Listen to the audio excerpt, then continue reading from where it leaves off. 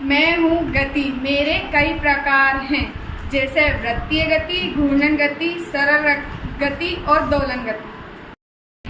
मैं हूँ एक सरल रेखी गति। यदि किसी पिंड की गति का पथ एक सरल रेखा हो तो उस पिंड को गति की सरल रेखी गति कहते हैं। मेरे उदाहरण हैं ट्रेन का सीधा चलना, बस का सीधा चलना आदि। मैं हूँ घूर्णन गति। जब किसी निश्चित बिंदु के इर्द गिर्द गति होती है उस गति को घूर्णी या घूर्णन गति कहा जाता है। मेरे प्रकार है पृथ्वी। मैं हूँ पृथ्वी। मैं घूर्णन गति करती हूँ और अपना एक चक्कर 24 घंटों में पूरा कर लेती हूँ।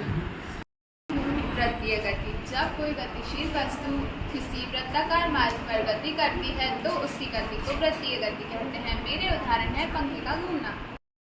मैं हूँ दोलन गति। जब कोई वस्तु दो बिंदु के दोनों ओर बार बार गति करती है तो वह इस प्रकार की गति को दोलन गति कहते हैं।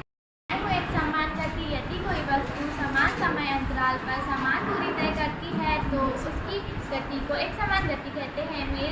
मेरा उदाहरण है पृथ्वी के चारों ओर चंद्रमा का घूमना।